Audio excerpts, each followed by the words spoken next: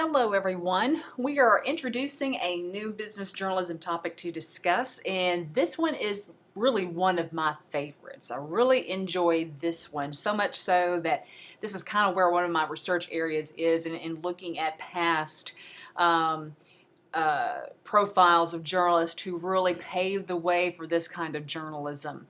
So what we're looking at is what we call personal finance reporting.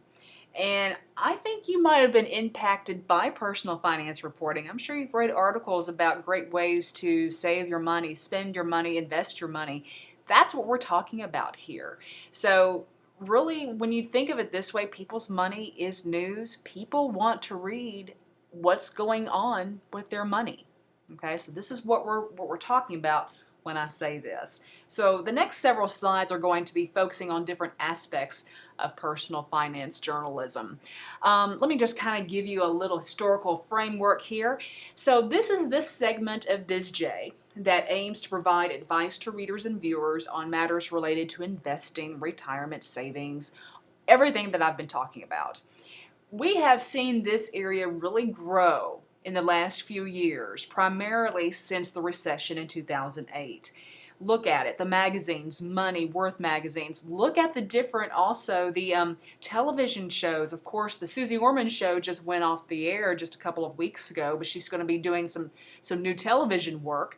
But her show started as a radio show, and then she converted it into a TV show. Look at the Dave Ramsey show. Shows like that. Those have really surfaced quite a bit in the last several years and have gained a lot of popularity, again, because of what's been happening in the last few years, especially since 2008. Even the Associated Press has rolled out some weekly and monthly personal finance importance of this, and they might have a news reporter designated to cover these types of topics. Okay. Sometimes personal finance is known as service journalism because in a lot of ways we are providing some sort of service. We do it anyway in all of our news writing, but we're really doing it here because we are sharing content with readers to help them make decisions about their money. Now, in a lot of ways, this is a difficult area for us to cover because really we are not financial advisors. As much as I love business journalism and see the need for it, I'm not a financial advisor. I can't tell somebody competently anyway, with great credentials, what they should be doing with their money because I don't know everything about that. I just know what works for me and my family. But, again, this is where we talk to our sources, we get all the information, and we share that with our readers because it's up to our readers to make those decisions for themselves. Business news consumers, basically our readers, they want this coverage anyway, okay? And the reason why, too, we are seen as a service category with this is because when you think about it, the average news consumer, people just like me and you, we don't have the money to hire a financial planner. We don't have millions of dollars in estates or in other assets to really think about what's going to happen with those. We just don't have those kinds of resources, which is fine. We are just normal average people who make an average living. And, so we don't always have the ability to hire that type of advice. So we search for news content that can help us do that. And that's where now we are really, journalists are really important resources for business news consumers to follow. So here are just a few story ideas, if you will. And you've probably seen these types of stories. And if you're students, maybe you have taken a personal finance class in high school. And if you have, wow, I envy you. I wish they really had this kind of stuff when I was in high school. But these might be some of the topics you encountered as a student. These also might be topics that you are encountering now. And these might be topics that you might have found your parents or your other loved ones who have been exploring these issues. How to balance a checkbook. Today everything's electronic, plastic, and we just run the debit cards for the most part until we can't do it anymore. We just check our balance. Well, it's more to it than just the bottom line. We've got to make sure what has already cleared, what deposits have gone through. So I'm afraid people don't even know how to balance a checkbook anymore. And if they do, maybe there are some different creative ways of doing it, or there are more computerized ways of doing it, which there are. So you might see some stories about that. How to diversify a 401k account. Many of you, after you graduate, these are issues you're going to have to be thinking about, because this is where, you sign up, if you start a new job and they offer these types of benefits, you're going to have to know how to diversify a 401k account. So, those stories would be helpful even for you. What to know when you're filing your taxes. We see these stories all the time, and I'm sure we're still seeing them as we're still in tax season. How to use credit wisely. Sometimes I think credit cards and other forms of credit have a bad rap. They're okay to use, but we've got to use them wisely. You have to know when to use them, when they're appropriate, when they're not, and then when you do have them, how to protect it, things like that. Picking out a mortgage to buy a home. There are so many plans out there, so many different mortgage proposals. This is where readers really look. In fact, when my husband and I were buying a house back in November, December of 2014, the last time we bought a house was in 2010 in Clarksville, Tennessee. So the housing market had changed phenomenally in 4 to 5 years. Could not believe it. So I had to really read up. In addition, taking advice from our mortgage lender, but I had to really read up on my own what is going on. Why are they asking for all this information? What do we need to know now before we even buy this home? So, things like that. And then planning for retirement. We see a lot of stories on that, good magazine stories, newspaper stories, good broadcast material. Again, they're all over the place. This is what readers want. Because readers, again, they want to know what's going on with their money and how to use their money wisely. Now, if you read some of these stories, you might find, they're easy to read for the most part. And it's a storytelling. They're written with humor, simple English. They explain things really well. A lot of times they start with an anecdote. A person whose experience illustrates the point of the story. And then they use some stats to help back up the point of the story. Okay, really, it's almost feature writing to some extent. In addition, you might find some differences here between what we call consumer reporting and personal finance reporting. There are differences. They're both considered service journalism. But the difference is that consumer reporting tells readers which products are the most reliable. Think about, the magazine Consumer Reports. Think about even special niche magazines, for instance, Macworld. They're telling their Mac followers, the Mac computer fans, all about the products. Okay, and they're giving them the products ratings. They're trying to help their audience understand more about Mac products. Okay, and then if you were just to go to Books A Million or any type of bookstore that sells magazines or a newsstand, you will see just a lot of these types of magazines.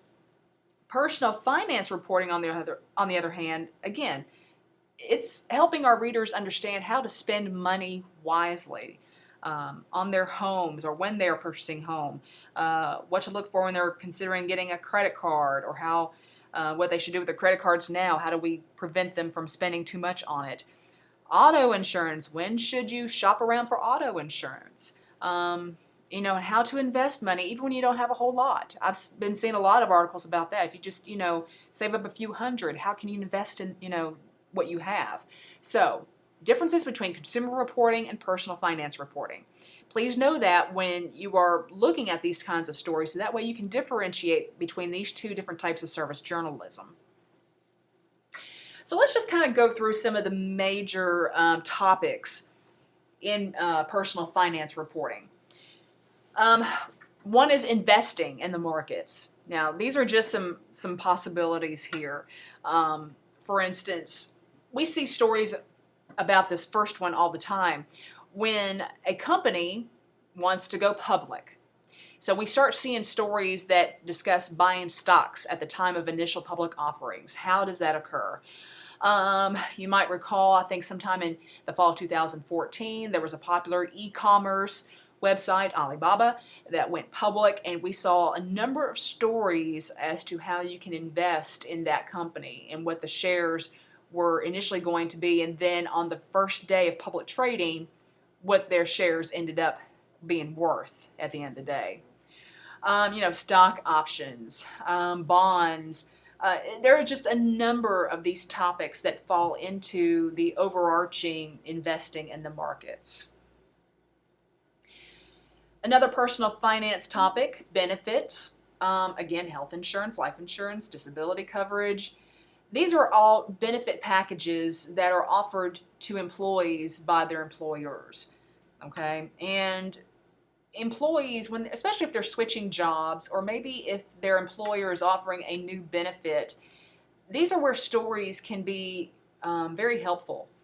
And not just in journalism. If you work in public relations for your employer, you've got to learn to be able to write effective internal announcements or messages that your employees are going to understand, and they know what these topics mean for them. Okay, so those are just some examples right there. Another one is retirement planning. Social Security. We're always seeing stories about that, especially since Social Security, nobody should be able to rely on that as part of their retirement planning. So we also write stories about 401k, about how much you should try to strive to invest in your 401k each year, and what the limit is, so that way you get your full max. So we always are seeing stories about that. Just so you know, again, just some little history for you. We say a 401k, and I don't think people realize what that means. Well, it's a section of the Internal Revenue Service Code. Basically, it allows the employer to take money out of your paycheck before taxes, and they put it into a retirement account, your 401k account. And your employer sometimes will match up to a certain amount. And if they do, then you want to try and strive to make sure you're investing that same amount to get the full match. So that way, basically, these matches that your employers offer, it's essentially free money. So, you've got to make these points relevant to your readers. So if you're looking at stories along these lines, really, kind of watch and see what they're telling you. Also, retirement planning strategies, how people should be checking their 401ks every quarter. I think people, when they get their statements, they really don't know how to read them. Maybe that'd be a great story to do, how to read your 401k statement every quarter. Big purchases, in a few years, you're going to be looking at these big purchases if you haven't already with your, even auto loans, but, home mortgages. It used to be the thing that, buying a house is the big thing. And it's great. I mean, I bought my house. I love owning a home. But, the thing is buying a house isn't for everybody. There's nothing wrong with renting. So maybe in the last couple of years, I've seen some stories, about how renting is great to do. You don't want to be tied to a house, because if you are a homeowner, you have to do more than just pay the mortgage. You have to take care of the upkeep yourself.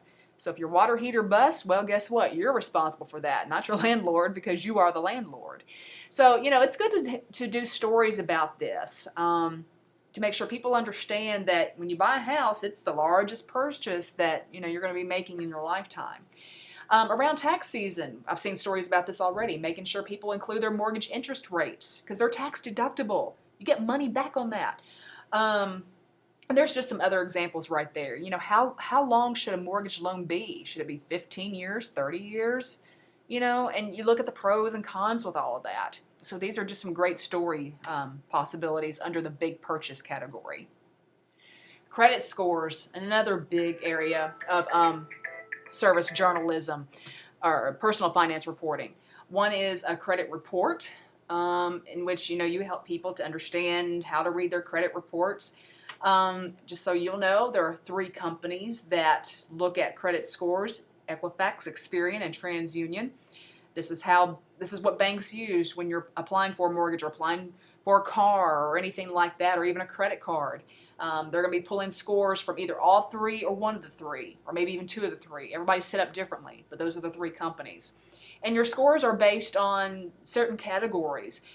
Your credit score is based on your payment history, how much total debt you owe, the length of your credit history, how much new credit have you established, the type of credit. If you got too many credit cards, it can pull down your score. Things like that. Even employers can gain access to your credit scores because they want to make sure if you've got a good score, then that tells that you are responsible with debt and you're responsible with credit. If you have a low score, it can reflect some sort of character on your job performance. So, that'd be a great story to do as well, for people who need to know the difference or the relationship with their credit scores and job applications. Budgeting and spending, another big category that personal finance reporting can tackle. And really, this is just some great ideas that can relate to people's everyday lives. How to lower a tax bill, how to lower your electricity bill, especially during the winter season when we had all the snow. Those were great stories that I saw pop up. When school starts around, end of July, well, when it starts in August, but around end of July, you'll start seeing all the sales ads for back to school. So what are some story ideas you can do that to, help people shop for clothes more effectively and school supplies when they're on a tight budget? Maybe some money makeovers, how to negotiate lower prices and rates on insurance and, maybe auto loans, all these types of ideas. Just a few little writing tips here. You're not going to really be writing any stories, but when you are reading stories that deal with personal finance topics, just kind of see if they're following these. In other words, make sure, first of all, that the reporter isn't putting himself or herself in the story. All right, so we're not writing about ourselves. You might come up with some great ideas that you have been affected by them. For instance, maybe you found a great way to lower your insurance bill. But don't put yourself in that story. In other words, don't use your story. You're going to have to find people who have done the same thing. So, you may have a great story idea based on your personal experiences, but it's up to you to go out and get comments from somebody else. Okay, so never put yourself in the story at all. It's okay that you're not an expert. People who have been reporting on personal finance, they'll tell you even that they're not experts. I mean, they're not Susie Ormans or Dave Ramsey's, okay? They just love this field. They learn as much as their readers are learning. And they know that they've got to go out to the experts to get this information, okay? And they know too, hopefully, if you read these types of stories, that there's more than one expert quoted in the story. We're not relying completely on one expert. I have seen some personal finance reporting stories in which one expert is relied on, and that's a no-no. We still got to get several sources to have a balanced story for our readers. We also want to offer pros and cons. For instance, again, back to the buying versus renting. What are the pros in buying a house? What are the cons in buying a house? What are the pros in renting and what are the cons in renting? Okay, so readers need to have all this information so they make up their own minds. Okay, we're not trying to make up the minds for them. We're just trying to share with them what they need to be thinking about. And don't write the articles, any article really, as though you're the one giving the advice.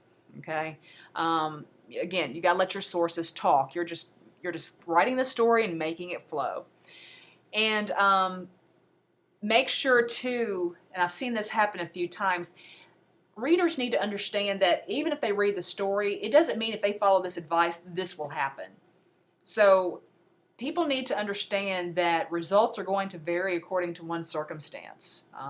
Again, we're just throwing information out. It doesn't mean it's going to happen. It just means you may want to look into this, So we got to make sure the stories have some caution to it. Okay, so this is what I want you to do, and I will post this in Canvas, but I wanted to go ahead and just place it right here. So I want you to find any kind of business journalism story that's related to personal finance.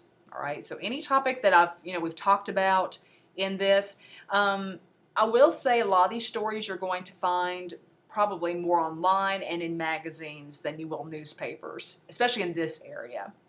But find a story, and I want you to copy and paste the original story, or you may have to retype it just depending on where you got the story, but I want to see the story and put that into a Word document.